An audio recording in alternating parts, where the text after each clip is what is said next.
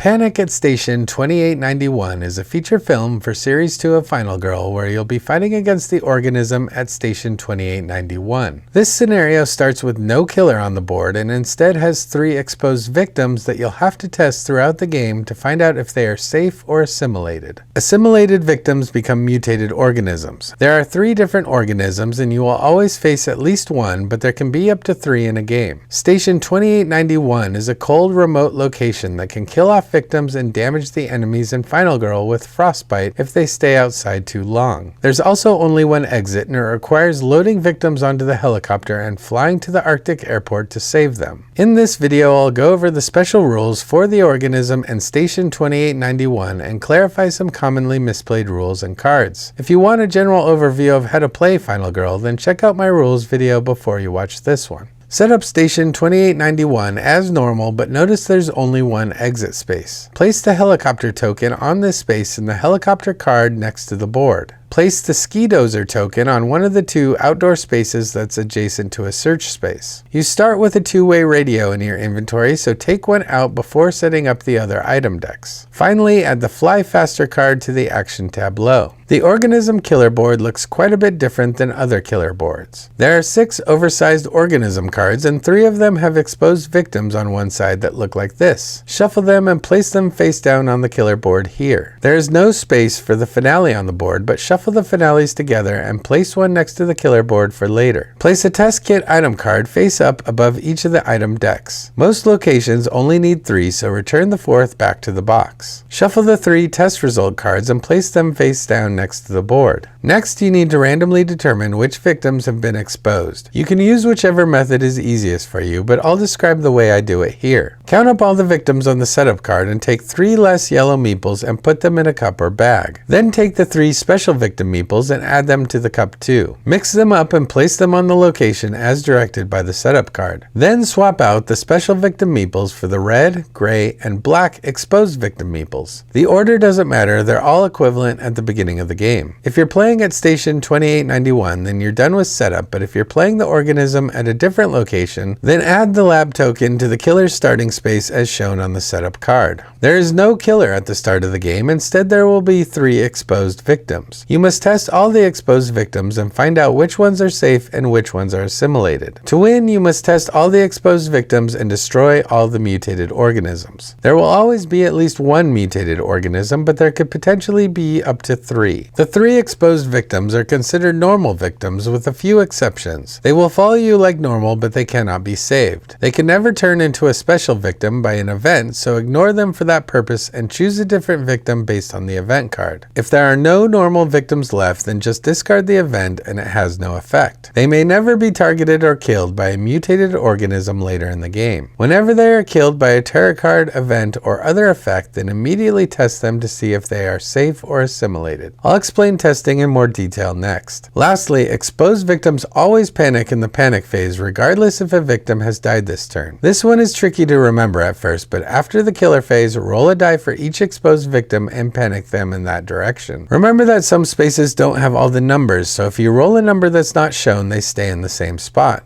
To make the panic phase go a little quicker, I have dice for each color, red, gray, and black, and I roll them all at once to save time. In order to win, you'll need to test the exposed victims. You do this in one of 2 ways. Either bring the victim to the lab or acquire test kits. During setup, you added a test kit to each of the search spaces. When you search one of these spaces and take an item, you may also take a test kit if one is available. This is in addition to the regular item you found. You get both the item and the test kit. When you're at the lab with an exposed victim or on a different space with them and you have a test kit, then you can perform a test. This is a free action and doesn't cost any time. If you're using a test kit, then discard the item card, but the lab may be used any number of times to test. To perform a test, draw a card from the test results deck and see if they are safe or assimilated. The test results deck has 2 safe cards and 1 assimilated card. If you draw a safe card, then remove the colored meeple from the board and replace it with a yellow one. They are a normal victim now. Then remove the safe card from the game so there's a greater chance that the next one will be assimilated. If, however, you draw the assimilated card, then a mutated organism has been found. Reveal the rightmost card on the killer board and replace it with the matching mutated organism card. Place the token matching the meeple's color above the card as a reminder of which meeple is which organism. Set up the health and final health token as normal and then apply all Bloodlust effects on the cards, starting at the bottom and working your way up until you reach the current Bloodlust level. So in this case, if the current Bloodlust level is here, the killer would panic, then panic again,